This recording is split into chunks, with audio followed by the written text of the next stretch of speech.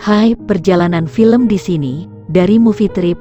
Hari ini, saya akan menjelaskan serial manga atau anime Jepang yang diadaptasi menjadi film yang disebut Yakusoku no Neverland. Di awal film, seorang gadis berusia 11 tahun bernama Emma bangkit dari tempat tidurnya dan membangunkan anak-anak lain yang tidur di aula yang sama. Mereka tinggal di panti asuhan besar, yang disebut Rumah Lapangan Rahmat, di mana semua kebutuhan mereka diurus. Mereka dipandu oleh seorang wanita bernama Isabella yang anak-anak memanggil ibu.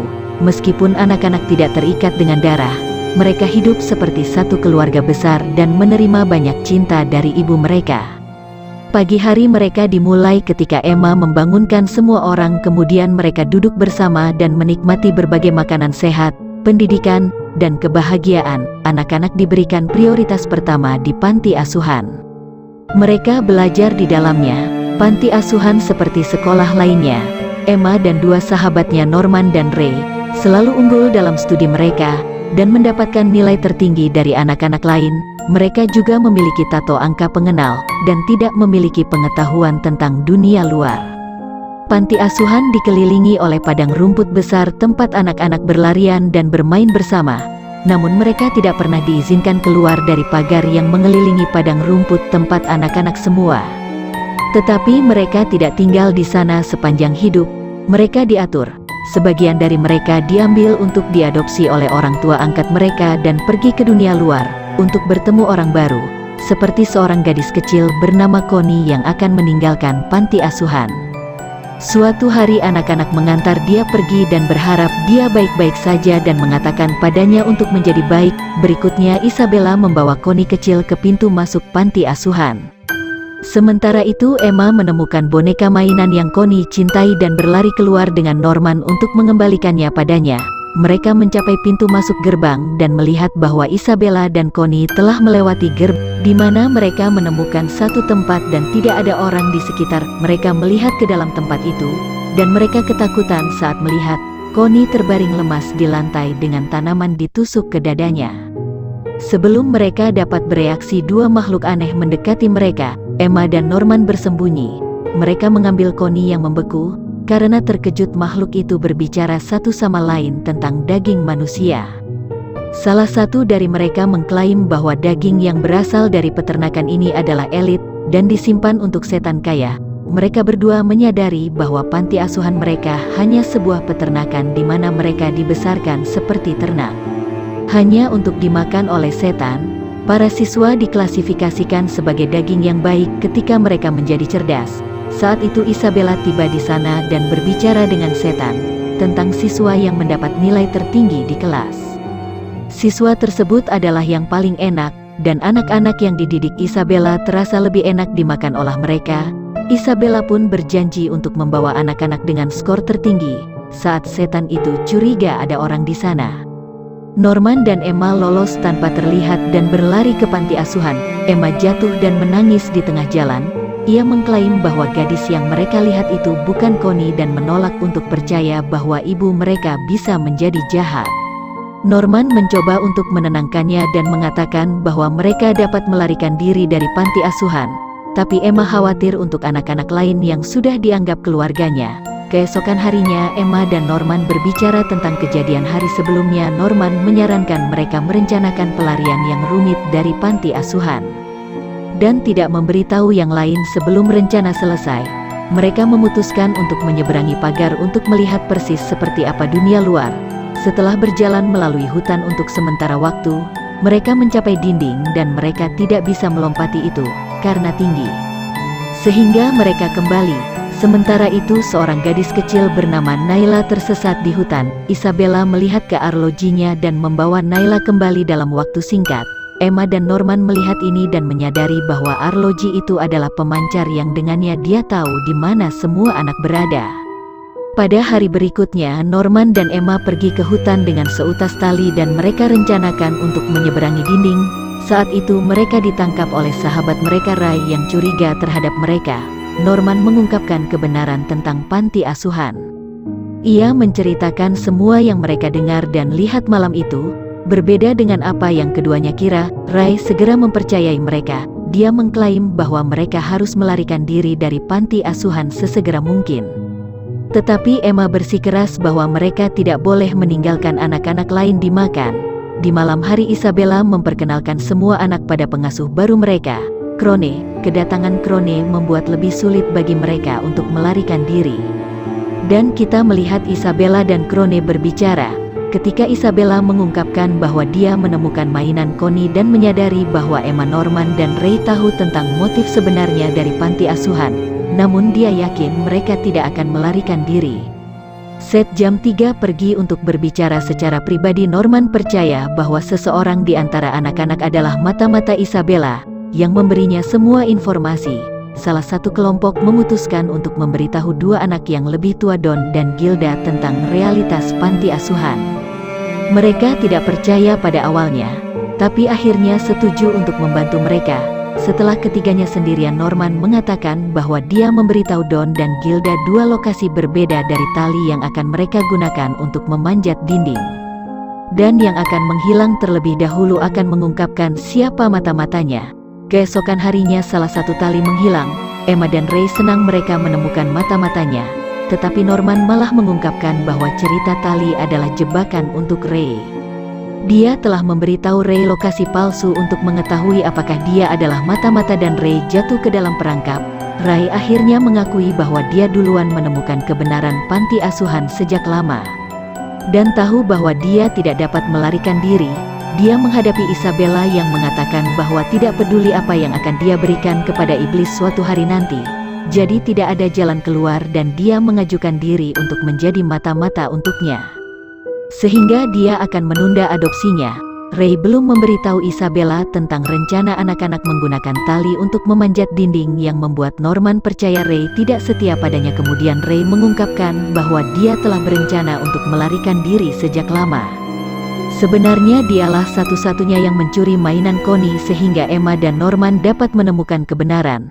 Dan akan mencoba melarikan diri juga. Norman menyatakan Ray sebagai mata-mata ganda dan membuatnya tetap di tim. Di malam hari Ray pergi ke Isabella dan secara salah melaporkan kepadanya tentang Norman yang mencoba meracuni makanannya. Isabella berterima kasih padanya, tetapi ia mengatakan bahwa giliran Ray untuk diadopsi semakin dekat. Keesokan harinya kelima anak berencana untuk melompati tembok. Namun saat itu Krone sengaja mendengar mereka berbicara. Tetapi alih-alih melapor ke Isabella, dia bergabung dengan mereka. Ternyata Krone itu juga seorang siswa seperti mereka. Dia ingin menghapus Isabella dan menjadi ibu baru dari panti asuhan. Untuk itu dia siap membantu anak-anak. Di malam hari mereka mengunjungi kamarnya di mana Krone memberitahu mereka semua yang dia ketahui tentang dunia luar. Lebih dari 1000 tahun yang lalu manusia dan setan berperang. Setelah pertempuran yang panjang dan melelahkan, kedua makhluk memutuskan untuk tidak mengganggu satu sama lain lagi. Kesepakatan yang disebut janji dibuat yang menurutnya baik manusia dan setan akan hidup di dunia mereka sendiri yang terpisah. Beberapa manusia tertinggal di dunia iblis dan begitulah cara peternakan manusia dimulai dengan memakan manusia cerdas. Iblis mengambil atribut mereka yang mencegah mereka berubah menjadi monster yang tidak punya pikiran.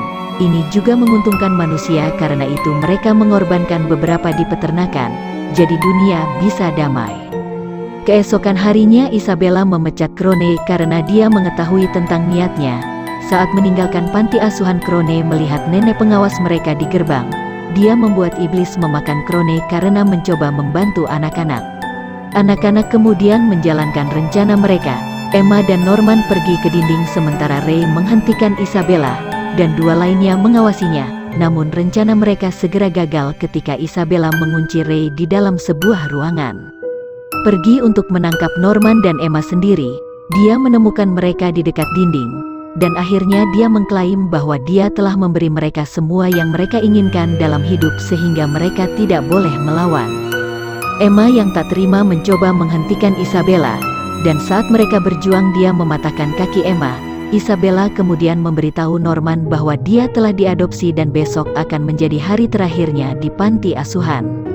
Kelompok itu bersatu kembali di malam hari. Mereka khawatir tentang Norman yang mengklaim bahwa dia akan dengan senang hati mati jika itu berarti bagi semua orang di panti asuhan itu aman.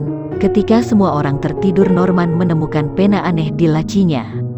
Pena ini disimpan di sana oleh nenek moyang untuk membantu mereka melarikan diri. Keesokan harinya Norman memanjat dinding dengan bantuan tali untuk melarikan diri, dan hanya menemukan tebing yang dia tidak bisa menyeberang. Lalu dia kembali ke panti asuhan, dan telah menerima kematiannya. Lalu mereka memeluknya untuk terakhir kalinya. Dengan mata berkaca-kaca, Isabella akhirnya membawanya pergi. Saat itu Emma menangis karena Norman dibawa. Tetapi yang mengejutkan, Norman dibawa ke seorang pria dan bukan iblis. Pria itu mengklaim bahwa dia yang mengawasi apakah semuanya berjalan dengan baik di dunia iblis dan manusia. Saat mereka berbicara, iblis tiba di depan Norman siap untuk melahapnya. Selama beberapa bulan ke depan kita melihat depresi Emma pulih dari cedera.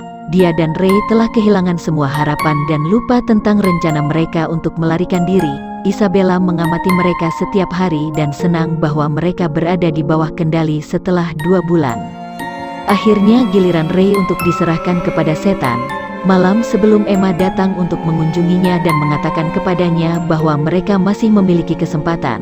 Tetapi Ray telah memutuskan untuk membakar dirinya sendiri bersama dengan rumah. Saat api mulai menyebar, tangisan Emma dan panggilan untuk Isabella. Isabella memberitahu anak-anak untuk keluar dari rumah dengan cepat dan mencoba untuk memadamkan api. Setelah beberapa saat dia menyadari bahwa tidak ada anak-anak di sekitarnya. Ternyata ini adalah rencana mereka selama 2 bulan terakhir. Emma tidak bisa melakukan sesuatu yang mencurigakan karena dia sedang diawasi oleh Isabella. Jadi Don dan Gilda memberitahu anak-anak lain tentang rencana mereka dan mempersiapkan mereka. Untuk itu Emma juga menemukan surat di tempat tidur Norman yang memiliki rencana tertulis rumit di atasnya. Emma tidak bisa memberitahu Ray lebih cepat karena Isabella mengawasi mereka dengan cermat. Mereka telah meninggalkan anak-anak kecil karena mereka tidak dapat membiarkan hidup mereka dalam bahaya. Emma telah berjanji untuk datang kembali untuk mereka nanti, ketika mereka memiliki lebih banyak bantuan. Sekarang mereka memanjat dinding dan Isabella mendekati mereka dengan bantuan navigator. Lalu dia menyadari navigator tidak bekerja karena anak-anak telah melepaskan perangkat dari telinga mereka. Akhirnya ketika semua orang berada di atas dinding, mereka mengikat tali dan meluncur melaluinya ke ujung yang lain. Emma adalah yang terakhir pergi, tapi sebelum dia bisa meluncur, Isabella tiba dan mengancam untuk memotong tali. Emma secara emosional memberitahu Isabella bahwa dia tahu membunuh anak-anak itu sulit, karena Isabella ingin melihat anak-anak tumbuh dan sebenarnya bangga dengan mereka karena melarikan diri sejauh ini. Isabella menyangkal semua yang Emma katakan dan tetap bersikeras ingin mendapatkan anak-anak kembali. Emma mengambil risiko dan meluncur ke bawah tali. Lalu Isabella memiliki kesempatan untuk memotongnya, tapi mereka terkejut dia tidak memotongnya. Dia melihat anak-anak dia dibesarkan di sisi lain sambil tersenyum pada mereka untuk terakhir kalinya. Anak-anak berjalan melalui hutan. Mereka berhenti ketika Emma memberitahu mereka tentang pena yang nenek moyang mereka telah meninggalkan mereka, pena yang memproyeksikan gambar ke udara. Setelah dibuka, burung hantu muncul dari gambar dan membawa mereka menuju kota, di mana mereka akan aman. Sementara Isabella berdiri di depan nenek dan pengawas kedua dunia. Mereka kecewa pada Isabella karena membiarkan anak-anak yang berharga melarikan diri. Di akhir film, dia diberi ke setan itu sebagai hukuman. Subscribe channel ini untuk melihat lebih banyak video seperti ini. Aktifkan notifikasi dan like. Jangan lupa share ke teman-teman kalian untuk membantu channel ini. Terima kasih telah menonton.